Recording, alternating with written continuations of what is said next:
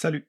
Si vous avez suivi l'actualité manga récemment, il y a quelque chose qui n'a pas dû vous échapper. Noévé est en train de renaître de ses cendres. Donc je me suis dit que ce serait intéressant de faire le point sur ce qu'a été Noévé, ce qui a causé sa chute, et puis ce qui se passe actuellement, mais avec un petit peu de conditionnel. Alors pour pas oublier de choses, ni pour éviter de dire des bêtises, j'ai pris mes notes encore une fois. Donc Noévé, première chose, c'est que ça a été créé en 2015.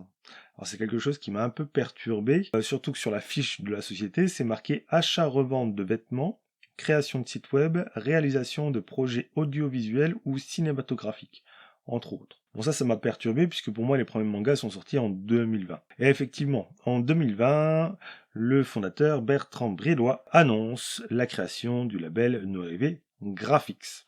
Et c'est une annonce qui se fait en voulant axer sur la qualité éditoriale de la future collection. Alors moi, ça me fait toujours un peu rire parce que tout le monde se vante de vouloir faire de la qualité. Je n'ai pas souvenir d'un éditeur qui se lance et qui fait « Alors écoutez, j'ai pris vraiment les fonds de tiroir au Japon, j'ai pris les mangas les plus dégueulasses et j'ai décidé de vous les licencier. » Non, tous se revendiquent avec des choix coup de cœur. Mais en soi, c'est pas forcément faux. C'est-à-dire que Noévé nous a habitués quand même à voir quelques collecteurs sympas, notamment ce genre de choses.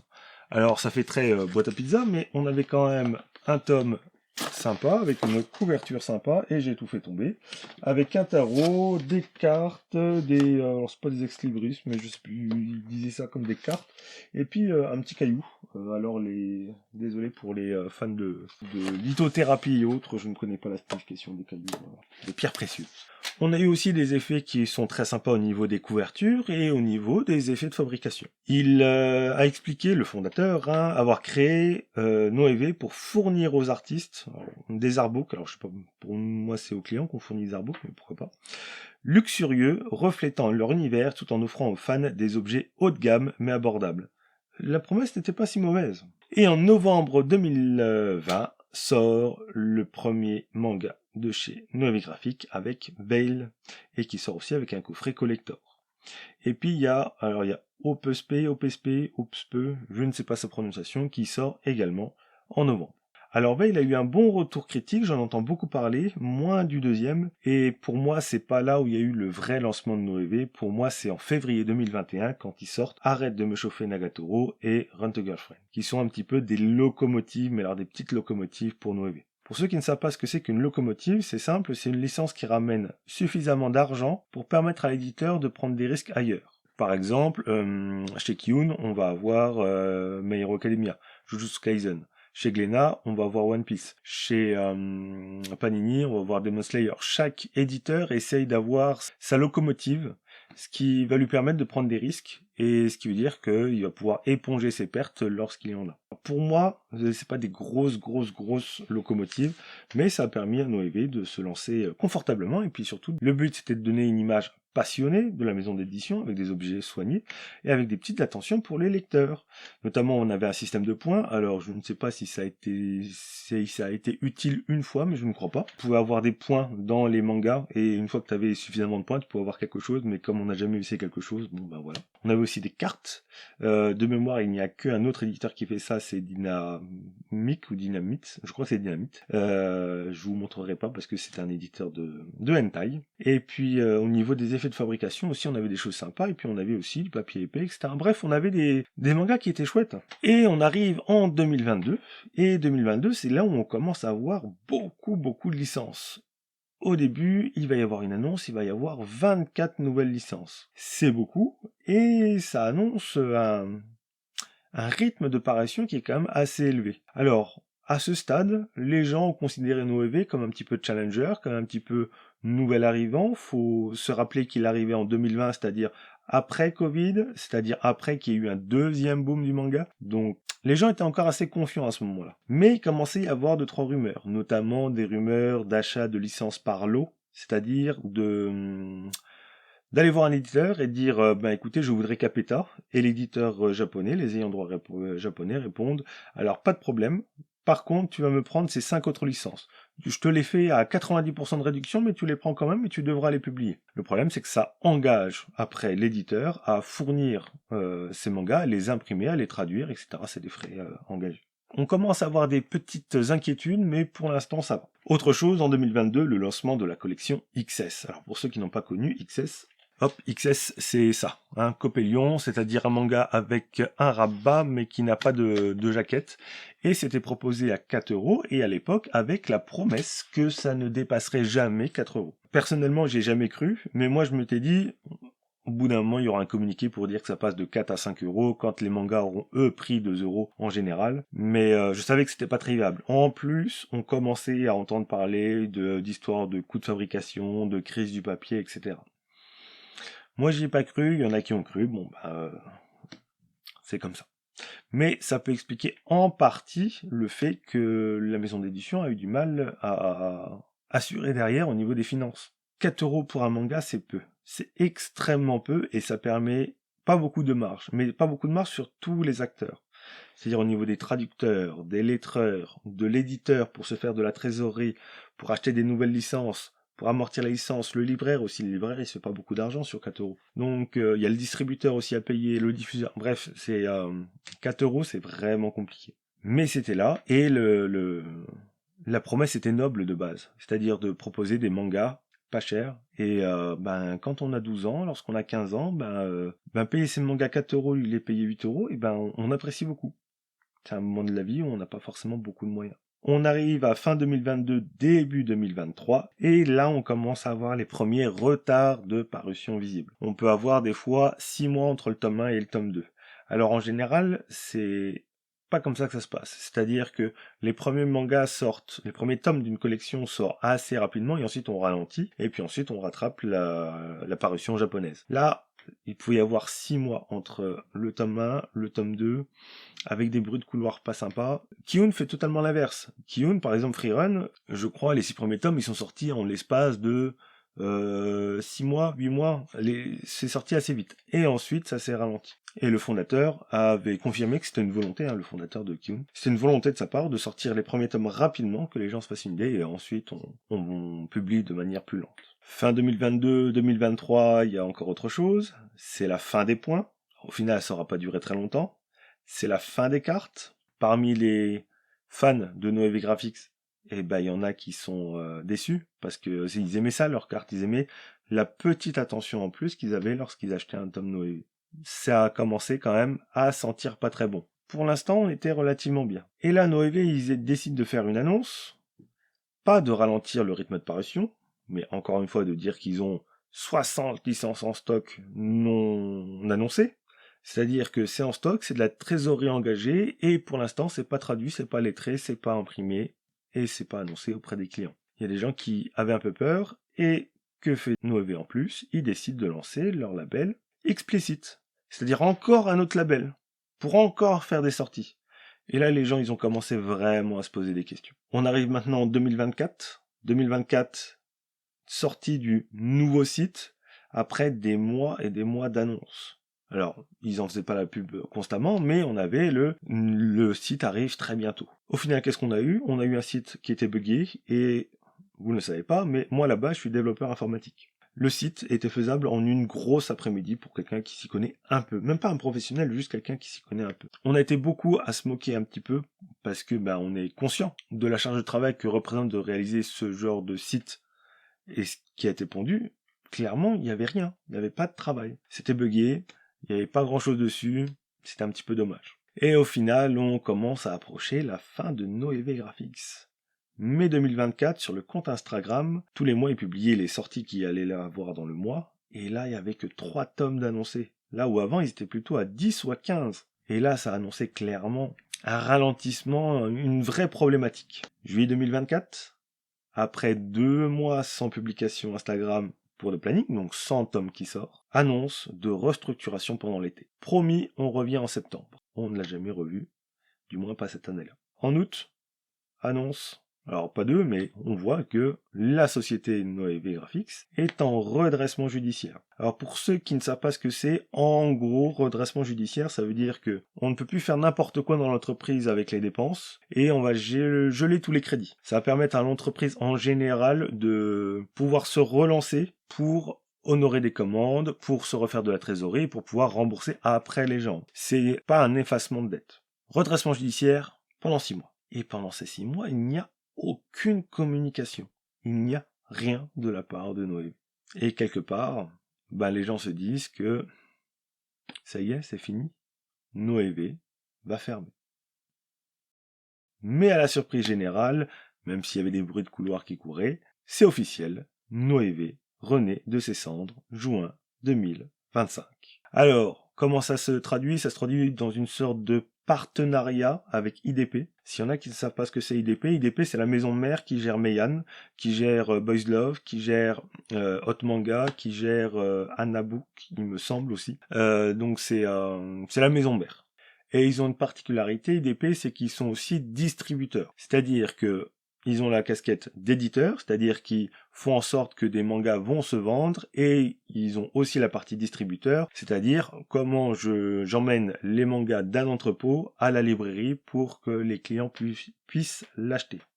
Ce qui permet à IDP d'avoir double revenu, puisque quand ils distribuent les mangas d'un autre éditeur, ils gagnent quand même de l'argent. Cette annonce, il y a quelques inquiétudes, mais Noévé se veut rassurant.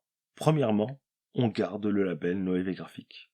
Deuxièmement, on garde la charte Noévé Graphique. Ça veut dire que quand on va acheter des nouveaux tomes, on va pouvoir les mettre à côté des anciens, et ils ne seront pas dépareillés, pas comme un certain rachat casé Crunchyroll. Par contre, ça s'accompagne de choses un peu moins chouettes. C'est la fin des collectors, pour l'instant. C'est la fin des points, à mon avis, pour toujours, mais pour l'instant. Fin des cartes, et fin de la collection XS. Alors, si j'ai bien tout compris, normalement on devrait retrouver ce genre de tome à 7, 8, 9 euros, ça dépend de la tarification, mais du coup avec une jaquette, etc. Mais ils vont reprendre le dos.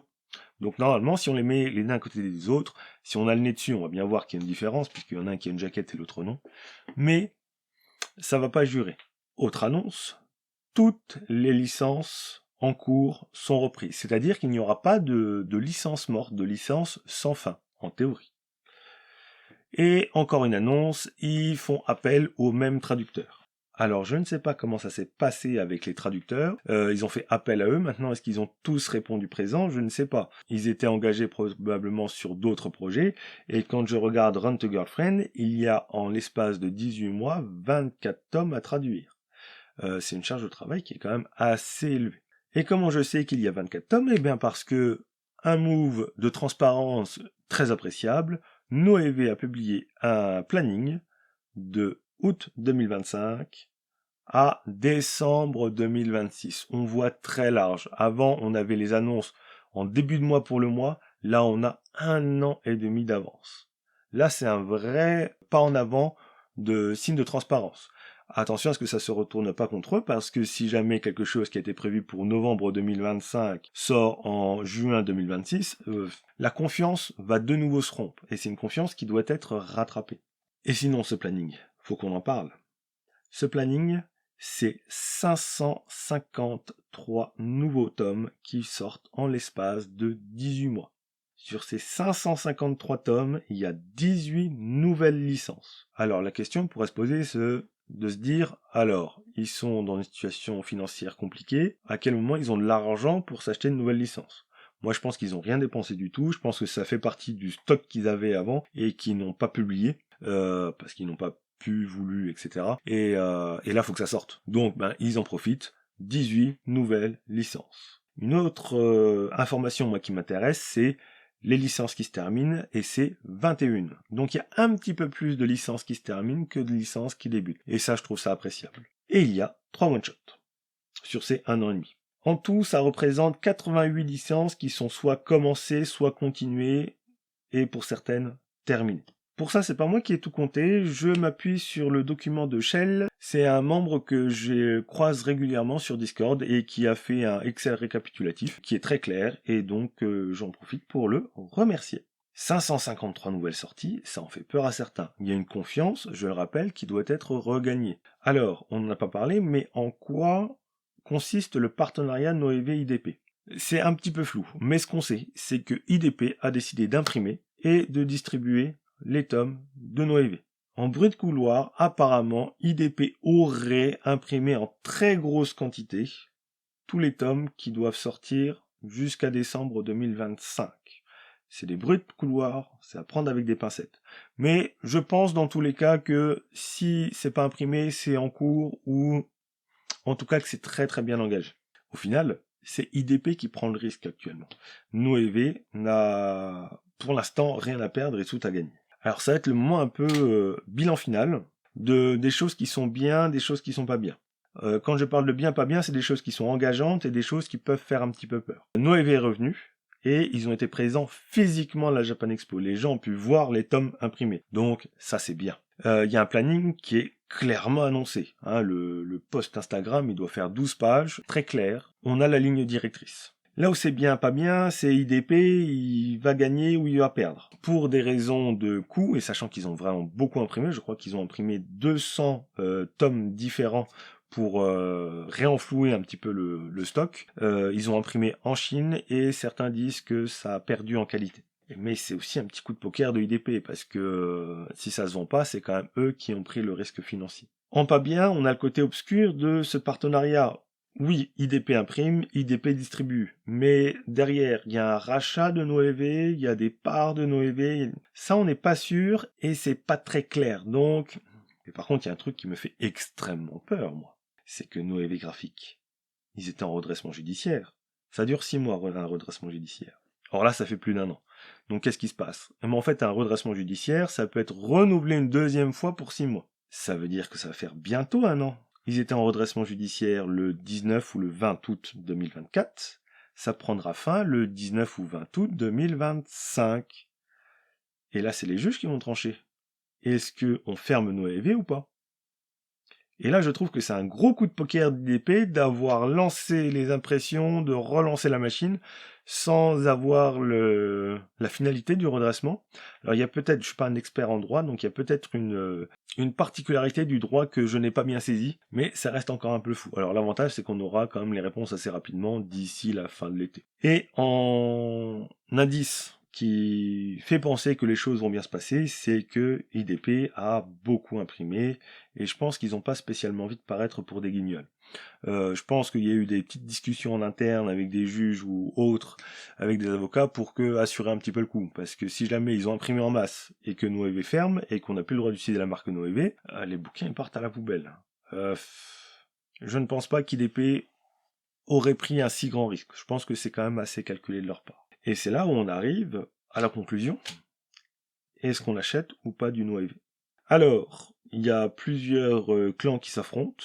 Il y a les gros boudeurs, c'est-à-dire ceux qui vont catégoriquement refuser d'acheter de nouveau du Noévé. Ça peut se comprendre. Il y a des promesses qui n'ont pas été tenues. Il y a la confiance, il y a le contrat entre le client qui a été mis à mal du fait de l'arrêt de certaines séries qui, pour le coup, sont reprises. Hein. Mais il y en a beaucoup qui se disent « Ah, j'ai 20 séries en cours chez eux et hop, 20 séries que je peux mettre à la poubelle que j'aurai jamais la fin. » Ben, c'est pas le cas. Donc ça, c'est chouette. Je pense que, personnellement, il faut acheter les suites des séries qu'on a en cours et d'attendre 1 mois ou 2 avant de voir comment ça va se passer, les retours d'impression, etc. Il faut savoir que sur la fenêtre août-décembre, je crois qu'il y a 12 séries qui commencent et qu'il n'y en a qu'une ou deux qui terminent. Les autres qui terminent, les 19 autres qui terminent, elles terminent en 2026. Donc, je pense que tout ce qui va sortir entre août 2025 et décembre 2025, on peut y aller les yeux fermés, ce sera dispo, il n'y aura pas de souci. Après, je pense qu'il faut regarder est-ce que le planning sera tenu, en sachant qu'il faut garder un petit peu de souplesse. C'est-à-dire que si ce qui est prévu pour sortir en septembre 2026 sort en novembre 2026, ça va, faut se calmer, il n'y a pas mort d'homme. Par contre, si ce qui est prévu en décembre 2025 sort en mai 2026, et vous lancez pas dans des nouvelles collections, c'est que ça pue déjà, et c'est pas normal. Et par contre, si vous avez les moyens et que vous avez vraiment envie de soutenir et que dans les nouvelles licences, vous avez vraiment des coups de cœur, bon, bah là, faut pas hésiter, hein. Vous y allez, et puis voilà. Si vous avez un coup de cœur, et puis que ça se casse la figure en 3 mois, j'y crois pas, mais admettons, bon, vous aurez perdu un petit peu d'argent sur une dizaine de tomes. Mais ça, c'est si vous avez les moyens, si vous pouvez vous le permettre.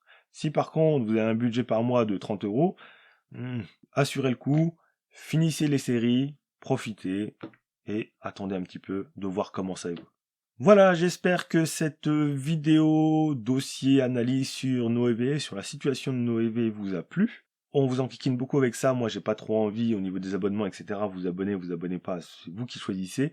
Mais moi, ce qui m'intéresse, c'est votre avis vis-à-vis de la vidéo déjà et vis-à-vis de la situation de Noévé. Est-ce que vous allez acheter des nouveaux mangas? Est-ce que finalement vous allez attendre? Qu'est-ce que vous pensez de la situation de Noévé dans le sens général du terme? Ça, par contre, ça m'intéresse beaucoup et ça, on voit ça en commentaire. Et sinon, eh ben, on se revoit bientôt dans une prochaine vidéo. Salut!